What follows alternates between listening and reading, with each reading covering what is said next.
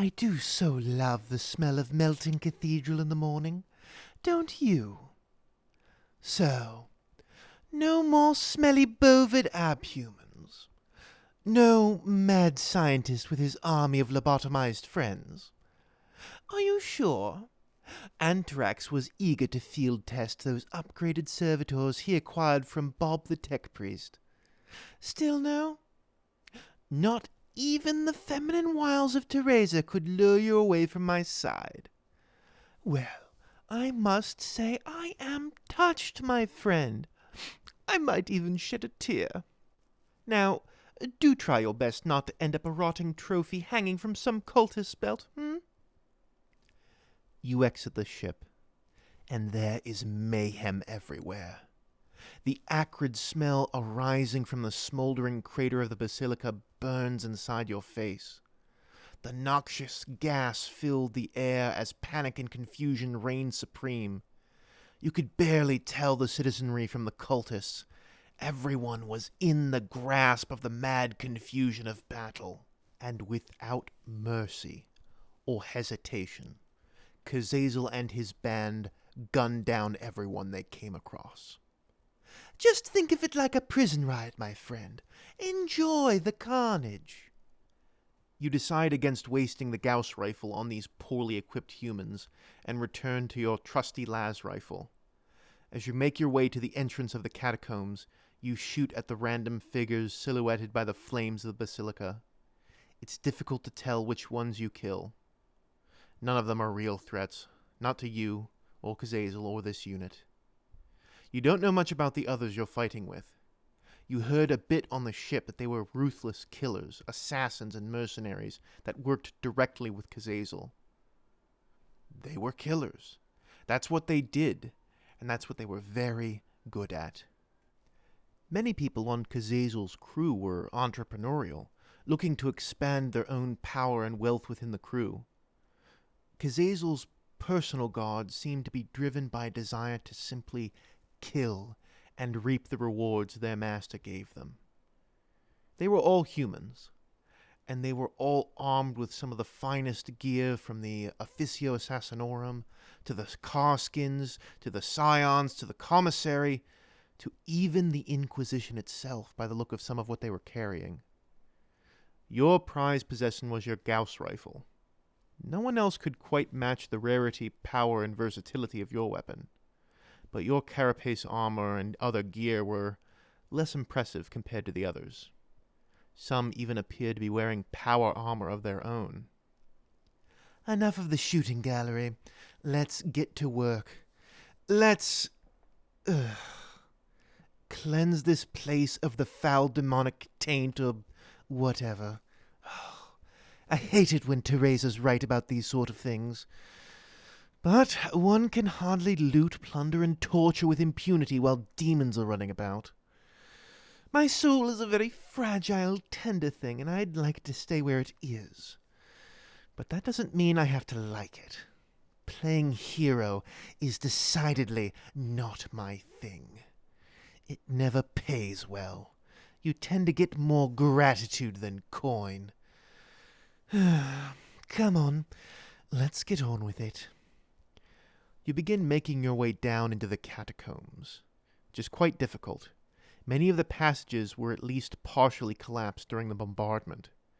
You see a number of bodies that were crushed beneath the collapsing rockcrete. One or two was still moving slightly. Kazazel sighed and ended their misery. How inconsiderate of them, being in such delicious agony when I'm in a rush. Eventually, you reach a long, broad hallway marked with elaborate murals on both sides, depicting the various lesser Xenos races of this system, bowing down and giving homage to the Emperor of Mankind. The murals had been defaced. Every depiction of the Emperor had been marred, the face removed and replaced with a simple skull, with "Death to the Corpse Emperor" or something similar written above in blood. Kazazel gestured to a member of his unit, a female by the name of Kandra, who was armed with a custom Exodus rifle. She knelt down and took position at the end of the hallway. Now don't go walking in the middle of the hallway, love. I don't want to have to be shooting through you in order to kill one of those corn space marines, alright? You simply nod your head and decide to stick tightly to the left side. You draw your Gauss rifle. The idea of running across a cornate convinces you that some heavier firepower is needed. As you walk down the corridor, you note that there are several small little alcoves, little recesses in the walls, with names above them, and shattered glasscrete beneath them. Based on the size and shape of the recesses, you suspect that the skulls of the saints had been stored there. Likely, they were now in the hands of the invaders. As you consider this, you hear footsteps approaching from the far end of the hallway. You kneel down on the left side and level your weapon. There wasn't a lot of cover here. Good thing for killing the enemy, but also good for killing you. The footfalls grew louder along with ear-splitting screams and manic chanting. The cultists rounded the corner, and the moment they showed their ugly, twisted faces, a stream of weapon fire poured from the waiting pirates. Imperial and exotic Xenos weapons seared through the flesh of the first few ranks. But this only seemed to embolden the cultists as they began screaming, "Blood for the Blood God!" and charged at Kazazel's men, firing wildly. The cultists were poorly armed and undisciplined compared to the pirates, but there were a lot of them. Kazazel had maybe 24 men. This was a mob of about 50 lunatics. Fire roared from both sides as the more primitive armaments of the cultists filled the hallway. They were cut down by the disciplined fire of the pirates. One of your compatriots was unfortunate as he was struck in the head with a large caliber stub round, ricocheting off of his helmet. The poor sod was stunned and fell into the hallway, where he was riddled with las and autogun fire. The sheer volume of shots shredded his sophisticated armor, and he became little more than a bloody pulp lying on the floor. It seems a waste, but you can't deny the satisfaction you feel as you use the Gauss rifle, stopping the heretics right in their paths, disintegrating them on the spot. One of the larger, fiercer cultists, who looked like he was sporting quite a bit of vat-grown muscle that had been added onto his hulking frame, urged the others to the fight. Despite the withering rate of fire, the cultists seemed to be surging forward, ignoring horribly grievous wounds, driven by their dark master and their lust for blood.